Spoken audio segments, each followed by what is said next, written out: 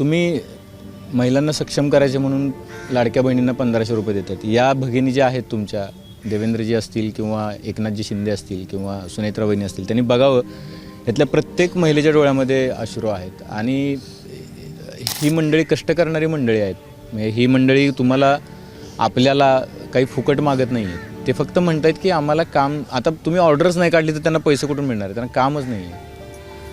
ते होईल तुमचं सरकार. मला असं वाटतं आम्ही मुंडन करणार आहेत म्हणून आत्ता भुसे साहेबांना पत्र निवेदन देऊन आलो. त्यांची काहीच रिॲक्शन नाही आहे. एवढ्या दिवस थांबून पण आम्हाला तुमचा समग्रचा विषय माहीत आहे. मग किती दिवस माहीत आहे म्हणून आम्हाला थांबवणार आहेत? आम्ही किती दिवस थांबणार आहेत? माझं पण 7 वर्षाचं लेकरू मी टाकून आलेले. मी तर कंटिन्यू इथं मैदानात आहे पहिल्या दिवसापासून. किती दिवस राहणार आहेत? मी 6 दिवस स्टेशनवर राहिले सर. पैसे पण संपलेत. तसं मॅनेज करायचं म्हटल्यावर कुठून कर्ज काढून करतोय मॅनेज, पण आता थांबायची मानसिकता नाही मुलं बाळ सोडून. कारण माझी मुलगी काल परवा पडली, तिचे दोन्ही गुडघे मनगड हे फुटले सगळं. 7 वर्षाच्या लेकरच, तरी मी आई म्हणून तिला बघायला जाऊ शकत नाही. किती दुरावस्था आहे आमची. आणि कधी जाग येणार आहे शासनाला? मग आम्ही दुसरी मागणी ठेवलेलीच आहे की आम्हाला इच्छा मरणाची परवानगी द्या. मग ते तर देऊ द्यात. आम्ही सगळेजण मग संपून तरी टाकता येईल हा विषय. कारण आमच्या सेवाच आता कुठं 6 वर्ष, 5 वर्ष, 3 वर्ष, 2 वर्ष राहिलेत. आमचे दरवर्षी 20% तर लोक रिटायर होतात. जास्तीत जास्त 8 वर्ष आमची सेवा राहिलेली आहे.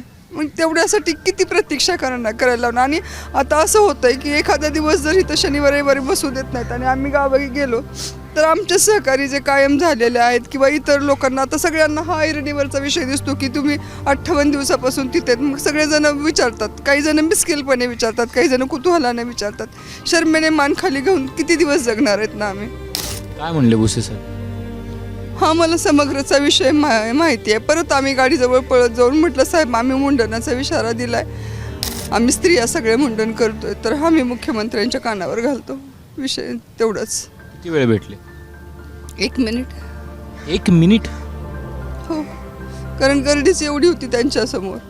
निवेदन आमचं घेत दुसऱ्यांची त्या गर्दीत, म्हणून ते लक्षात आलं आमच्या की त्यांच्या लक्षात नाही आलं आम्ही काय म्हटलो ते. म्हणून आम्ही परत गाडीजवळ येऊन थांबलो आणि परत म्हटलं, साहेब आम्ही ते निवेदन दिलं आहे, त्याच्यात आम्ही स्त्रियांनी मुंडनाचं हे ठरवलं आहे. म्हणजे मी CM साहेबांशी बोलतो. इतका गंभीर विषय. जी लोक 2-2 महिने इथे बसले त्यांना मंत्री 1 मिनिट भेटतात. मला असं वाटतं दादा भुसेंनी एकदा येऊन बघावं. माझं म्हणणं असं आहे की लोकांनी येऊन इथं एक 40 डिग्रीमध्ये दिवसभर बसून तरी बघावं.